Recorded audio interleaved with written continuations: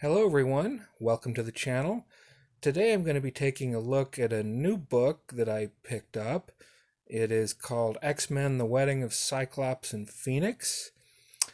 This has been out a while, so it's not like really new, but it is new to me, so that's why I'm going to take a look at it. The stories in this book take place between the events of the Fatal Attractions omnibus for X-Men and the X-Men Phalanx Covenant book. So if you have those two books and you want to see what happened in between those stories, this is it right here. Now, even though this is an omnibus-sized book, as you can tell, it does not say Marvel Omnibus on here. It's just Marvel. It's considered an oversized hardcover, which to me is a little silly because, like I said, it's as big as an omnibus, and it costs as much as an omnibus. Cover price is $125. So come on, Marvel, call it an omnibus. That's what it is. Now, I did not spend $125 on it. I always recommend not paying cover price if you can help it.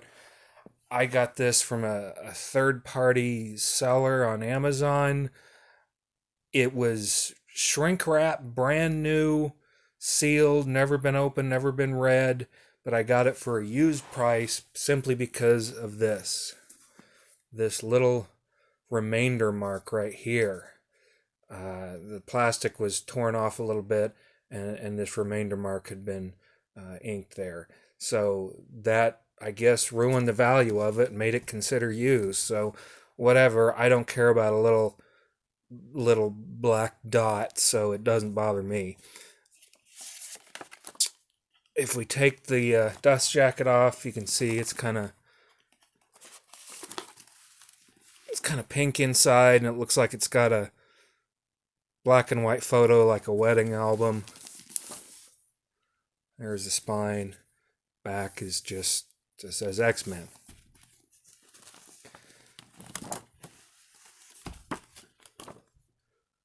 There's the cover. This book contains issues 26 through 35 of X-Men, 368, 369 of Avengers West Coast number 101, Uncanny X-Men 307 to 310, Cable number 6 and 8, X-Men Unlimited number 3, Uncanny X-Men Annual number 18, X-Men The Wedding Album, What If number 60, The Adventures of Cyclops and Phoenix 1 through 4, and material from the Marvel Valentine's Special. So, hey, can't get better than that, can we? I'm going to put this back on. Yep. Let's take a look at the contents. There's a foreword, give you some idea of what happened beforehand, and then it starts off with part one of the Blood Ties saga, starting with the Avengers. So that's where it starts. There is not... Oh, I'm sorry. Here's the inner cover. But you know what? There is not a table of contents. It just goes right into it. So there we go.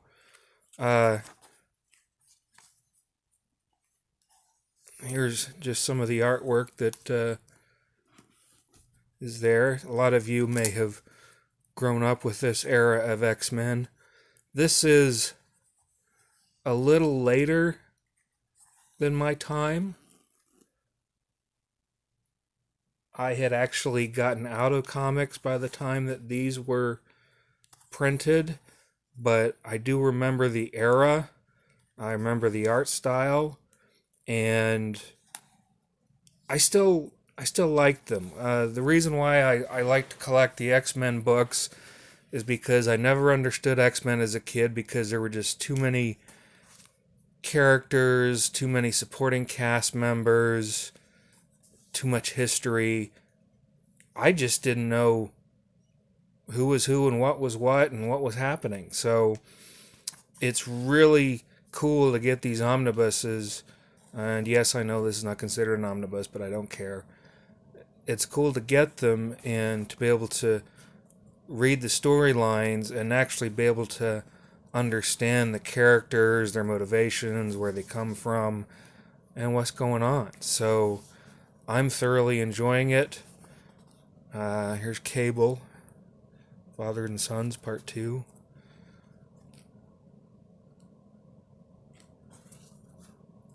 So I was a little older when these came out, but I'm enjoying them as a fully grown adult with grown kids of my own, reading these and being able to catch up on some of the things that I missed growing up on. You know, there's X-Men number 27 with Mr. Sinister on the cover. I do miss. There he is. I do miss comics like this. I wish comics were still like this, but they're not. Now, this takes place, if you want to know where this fits in the X-Men storyline universe, this book of collected issues takes place after the Fatal Attractions omnibus and before the X-Men Phalanx Covenant hardcover. So that's where it fits in the timeline. Uncanny X-Men number 308. Mixed blessings. There is some really good stuff in here. This I remember, for those of you that may not realize, when this comic was initially published, they didn't have the word balloons in here, and they've been restored, so that's nice. I remember that. Sabretooth, Professor X.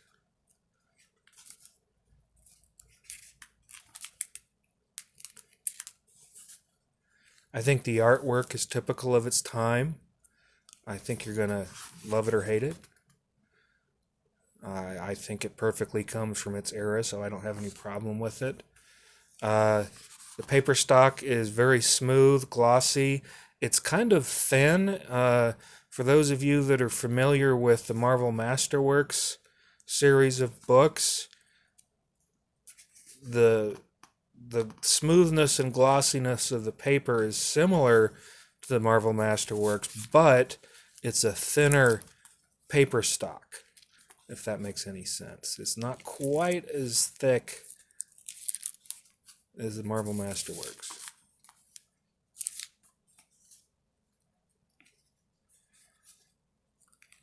Have any of you grown up with X-Men? Was it something you guys grew up with? For me, I like I said, I discovered them later, and I do enjoy them. I do like the characters. It's just been later in life that I've really discovered them. I was aware of the events that happened. Like, I remember the Fall of the Mutants. I remember the Mutant Massacre storyline. I remember Onslaught.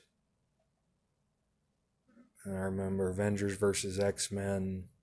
There's a lot I remember as a comics fan. But like I said, it wasn't until I was an adult that I got to get into these. Well, here's the wedding issue. I really like this splash page. Andy Kubert did the art on here. Very nicely done.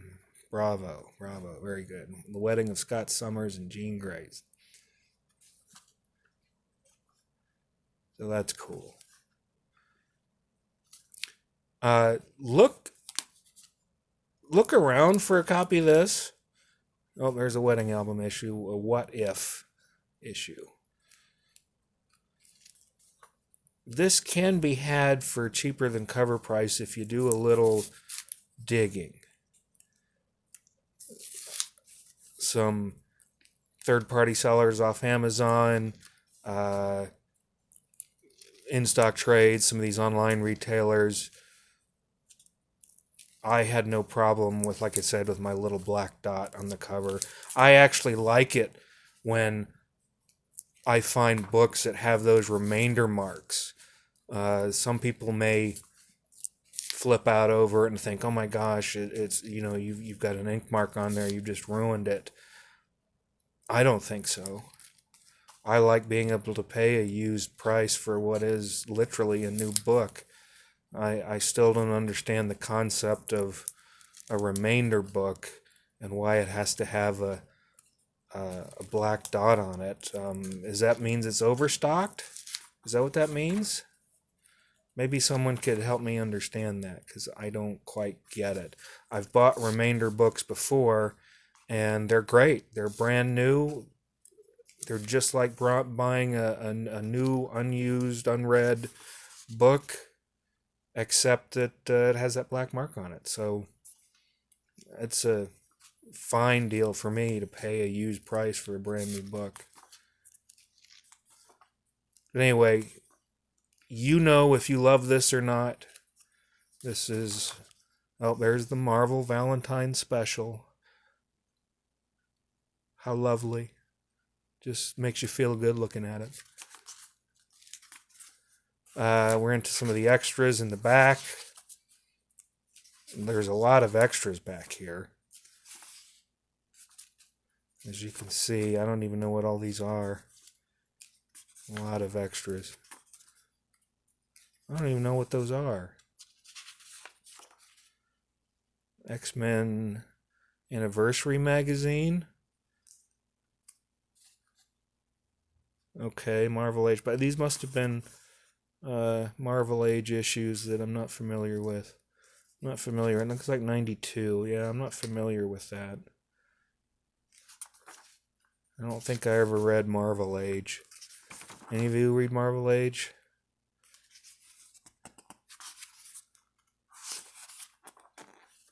And there's Marvel Age getting ready for the X wedding. All about the wedding. Oh yeah, swimsuit specials. Marvel swimsuit special number 3. What was it in the 90s with Marvel and swimsuit specials? I remember that, and I'm like, is this Sports Illustrated? Really? They weren't bad, but it just seemed kind of silly to have just swimsuit pinups. Here's some art of trading cards. If you like the trading card art, these are from 96 to 98. Oh, here's that splash page again by Andy Kubert. This is the trade paperback cover. Coloring's a little different. There's Mr. Sinister again. There's the last page there. So, this is definitely worth picking up, getting a copy of.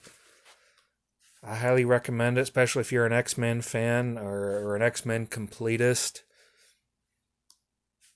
Give it a try. I think you'll like it. I'm looking forward to digging into it and reading it myself. So thank you for joining me. I hope I'll see you again, and I will see you real soon. Bye now.